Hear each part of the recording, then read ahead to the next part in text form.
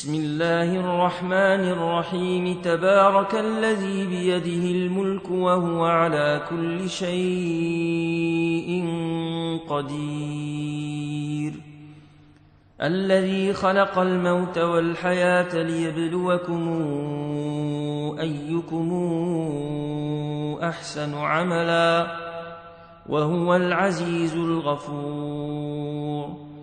الذي خلق 7 سماوات طباقا، ما ترى في خلق الرحمن من تفاوت، فارجع البصر هل ترى من فطور، ثم ارجع البصر كرتين ينقلب إليك البصر خاسئا وهو حسير. ولقد زينا السماء الدنيا بمصابيح وجعلناها رجوما للشياطين وأعتدنا لهم عذاب السعير.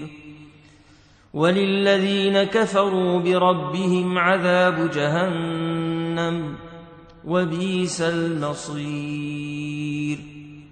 إذا ألقوا فيها سمعوا لها شهيقا وهي تفور تكاد تميز من الغيظ، كلما ألقي فيها فوج سألهم خزنتها ألم ياتكم نذير، قالوا بلى قد جاءنا نذير فكذبنا وقلنا ما نزل الله من شيء إن أنتم إلا في ضلال كبير. وقالوا لو كنا نسمع أو نعقل ما كنا في أصحاب السعير، فاعترفوا بذنبهم فسحقا لأصحاب السعير. إن الذين يخشون ربهم بالغيب لهم مغفرة وأجر كبير. وأسروا قولكم أو اجهروا به إنه عليم بذات الصدور. ألا يعلم من خلق وهو اللطيف الخبير. هو الذي جعل لكم الأرض ذلولا فامشوا في مناكبها وكلوا من رزقه وإليه النشور. آمنتم من في السماء أن يخسف بكم الأرض فإذا هي تمور، أم أمنتم من في السماء أن يرسل عليكم حاصبا فستعلمون كيف نذير. ولقد كذب الذين من قبلهم فكيف كان نكير. أولم يروا إلى الطير فوقهم صافات ويقبضن ما يمسكهن إلا الرحمن إنه بكل شيء بصير. أمن هذا الذي هو جند لكم ينصركم من دون الرحمن إن الكافرون إلا في غرور.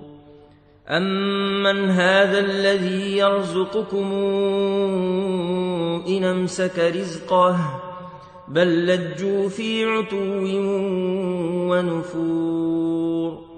أفمن يمشي مكبا على وجهه أهدى أمن يمشي سويا على صراط مستقيم. قل هو الذي أنشأكم وجعل لكم السمع والأبصار والأفئدة قليلا ما تشكرون.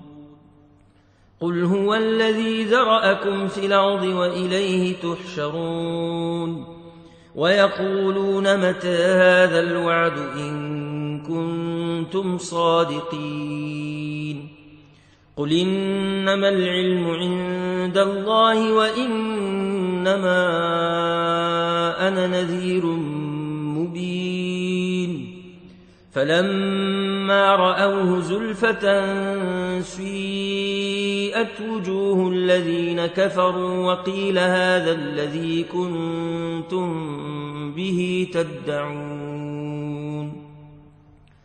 قل رأيتم إن أهلكني الله ومن معي أو رحمنا فمن